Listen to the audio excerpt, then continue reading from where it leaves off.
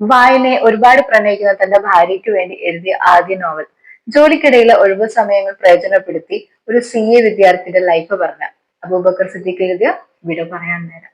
Seriously ഒരു student നിലയ്ക്ക് ഞാൻ പറയുകയാണെങ്കിൽ ഒരു CA വിദ്യാർത്ഥിയുടെ മാത്രമല്ല ഏതൊരു സ്റ്റുഡന്റിന് റിലേറ്റ് ചെയ്യാൻ പറ്റുന്ന ഒരു കാര്യമാണ് ഈ ഒരു ബുക്കിലൂടെ പറയുന്നത്.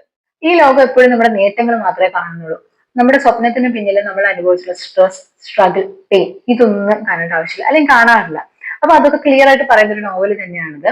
അത്യാവശ്യം ടൈം കൺസ്യൂം ചെയ്ത് വായിക്കേണ്ട നോവൽ തന്നെയാണ്.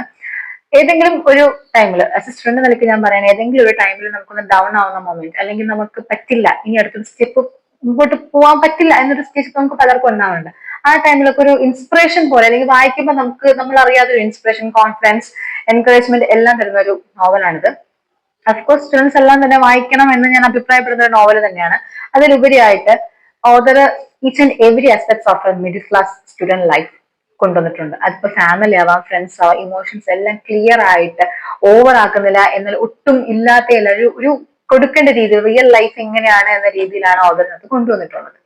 അതുപോലെ ഈ പറഞ്ഞ പോലെ ഇൻസ്പിറേഷൻ മാത്രമല്ല, നമുക്ക് ക്ലൈമാക്സിൽ നമ്മൾ ഒട്ടും പ്രതീക്ഷിക്കാത്ത ഒരു ട്വിസ്റ്റും, നമ്മള് എന്താ പറയാ, ഒന്ന് കരയാതെ നമുക്ക് ഈ ബുക്ക് അടയ്ക്കാൻ പറ്റത്തില്ല. ആ രീതിയിൽ നമ്മൾ ഇമോഷണലി അത്രത്തോളം നമ്മൾ പിടിച്ചിരുന്ന ഒരു നോവൽ തന്നെയാണ് വിട പറയാൻ നേരം.